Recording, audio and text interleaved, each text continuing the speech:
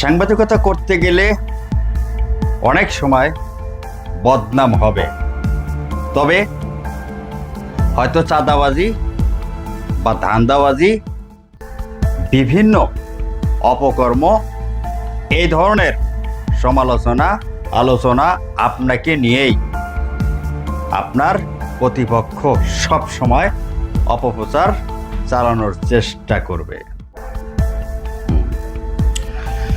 কারণ যদি আপনি পেশাগত দায়িত্ব পালন বা সঠিক তথ্য তুলে ধরতে পারেন, তাহলেই এগুলাই আপনার জন্য সব সময় প্রযোজ্য, বা আপনার বিপক্ষে যারা আছে এগুলো সব সময় তুলে ধরার জন্যই চেষ্টা করবে। প্রসঙ্গ এটা না, প্রসঙ্গ আমরা গতকালকে একটি বা দুটা নিউজ করা হয়, একটা ক্রাইম ইনকোয়ারি বা একটা নিউজ করা হয়। আপনারা বিগত দেখেছেন যে গত 24 তারিখ একটা ডাকাত চক্র সন্ধান পাই দেবিদ্বার উপজেলা থেকে, ডাকাতি করে গাড়িটা নিয়ে সদর দক্ষিণ উপজেলায় অবস্থান করে রাখে। যে গাড়িটা দেখানোর চেষ্টা করব, মূলত এই গাড়িটাই ডাকাতি করে এনে চাক্কা খুলে বিক্রি করে ফেলায়। এমনকি পুরা গাড়ি ধরতে গেলে পুরা গাড়ি আত্মসাৎ করার চেষ্টা করে এই গাড়িটা। তবে উপস্থিত আমরা ওইখানে যাওয়ার পরে ফুটেজ সংগ্রহ করার পরই আমরা যতটুকু জানতে পারি যে তখন সে 1 লক্ষ টাকা দাবি করে। 1 লক্ষ টাকা দাবি করে এই ডাকাত মিজান, তার ভাই আছে একজন মিলন। তাদেরকে নিয়ে একাধিক নিউজ করা হয়। অবশেষে এই গাড়িটা দেবিদ্বার থানার পুলিশ অফিসার তারা সহযোগিতা করে গাড়িটা উদ্ধার করে সক্ষম হয়, এমনকি মালিকের কাছে হস্তান্তর করে, বা গাড়িটা আমরা মালিকের কাছে হস্তান্তর করা পর্যন্ত আমরা চেষ্টা করি বা তুলে দিই। অবশেষে একজন ব্যক্তির নামে যখন আপনি দেখবেন একাধিক নিউজ করা হবে, তখন একটা কথাই আছে, মাঝে মাঝে কেঁচু ঘুরতে নাকি সাপ বাইর হয়। তো ঘটনাটা আসলে এমনই। এই মিজান বিগত দিনে কি ছিল, বর্তমানে এখন কে বা কি করে, বা তার এত টাকার উৎস কোথায়, তার কি শুধু ডাকাতি করে শেষ না আরো কিছু? এই কুখ্যাত ডাকাত মিজানের ঘটনা আমি আপনাকে বিবরণ একটু বলি। 2023 সালে সে মোটর সাইকেল অ্যাক্সিডেন্ট করে তার হাতে একজন লোক মারা যায়। কেউ বলছে সে নিজেই ইচ্ছাগত তাকে মেরে ফেলেছে। লাস্টে এটা নিয়ে সমালোচনা আলোচনা হয়। 2023 সালে সে বিদেশ পালিয়ে যায়। বিদেশ পালিয়ে যাওয়ার পরে 1 বছর ওইখানে থাকার পরে যখন দেশে এই মার্ডার মামলার সমাপ্ত হয়, তখন সে দেশে আসে এই কুখ্যাত ডাকাত।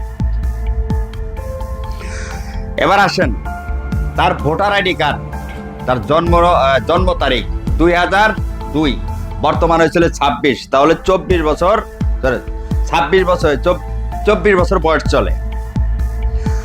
24 বছর বয়সে বর্তমান তার 2 স্ত্রী আছে। প্রথম স্ত্রীর একটা সন্তান আছে, দ্বিতীয় পক্ষের যে একটি স্ত্রী তার মামাতো বোনকে বিয়ে করেছে, 14 বছরের এক মেয়েকে। এই কুখ্যাত ডাকাত। এমনকি আমরা একাধিক সূত্রে জানতে পারছি 2024 সালে সিলেট যে সাদা পাথরের কেলেঙ্কারি উঠেছিল, এইখান থেকে প্রায় 40 গাড়ি সাদা পাথর মেরে দেয়। এখন আসেন তার টাকা পয়সা কোথায় কি আছে আমি দেখানোর চেষ্টা করি। আপনি যে বিলাসবহুল বাড়িটা দেখছেন, এই বাড়িটা তার নিজের, এই ডাকাত মিজানের। এবার আসেন এই জিএম অটোমোবাইলস যে শোরুমটা দেখছেন, এই শোরুমটার মালিকও সে। এবার আসেন যে প্রাইভেট কারটা দেখতে পাচ্ছেন, বিগত এই নাম্বার প্লেটটি, এই প্রাইভেট কারটা দিয়েই সে মূলত ডাকাতি করেছিল ওই দিন ওই গাড়িটা। আর এই প্রাইভেট কারটা তার ব্যক্তিগত। শুধু এখানে শেষ না, তার যে মোটরসাইকেল দেখতে পাচ্ছেন, এই মোটরসাইকেলও তার। তাহলে এবার ভাবেন যে যদি 24 বছর বয়স হয়, 24 বছর বয়সে 20 বছর বয়স থেকে কর্মজীবন শুরু করে, তাহলে 4 বছর বয়সে একটা প্রাইভেট কারের শোরুম যেখানে টাকা খরচ করেনি, তারপরে প্রায় 10 থেকে 12 কোটি টাকা খরচ হয়েছে। যে বাড়িটা দেখানোর চেষ্টা করেছি, এই বাড়ি প্রায় 7 থেকে 8 কোটি টাকা খরচ। নিজস্ব একটা বিলাসবহুল গাড়ি, মোটরসাইকেল, 3টি ফ্ল্যাট। 24 বছর বয়সে যদি 50 থেকে 100 কোটি টাকার মালিক হন, এই টাকার উৎস কোথায়? শুধু কি ডাকাতি করে শেষ? না, বিভিন্ন জায়গায় সব সময় এই ধরনের গাড়ি দিয়ে মাল বহন করার সময় কুমিল্লা থেকে মাদক পাচার করে যাচ্ছেন। তাদের বিশাল বড় একটা সিন্ডিকেট আছে এই ডাকাত মিজানের। 2002 সালের জন্ম, 24 বছর বয়সে হয়ে গেছেন 100 কোটি টাকার মালিক।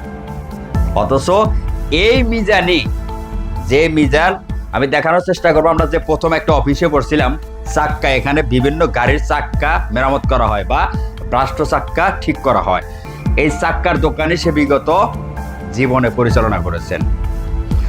তাহলে এই চাক্কার দোকান থেকে বুঝি আজকে 100 কোটি টাকার মালিক। এ ধরনের সত্য ঘটনা বা সত্য সবকিছু তুলে ধরার চেষ্টা করি সবসময়, দেশে আনাচে কানাচে যেখানে যে অবস্থা থাকুক না কেন, আমরা সত্য ঘটনা তুলে ধরার চেষ্টা করি। এমনকি বৈধ অবৈধ সবকিছু তুলে ধরার চেষ্টা করি। আর তখনই আমরা হয়ে যাই চাঁদাবাজ, ধান্দাবাজ, বা আমাদের এগেনস্ট অনেক সময় নিউজ হয়।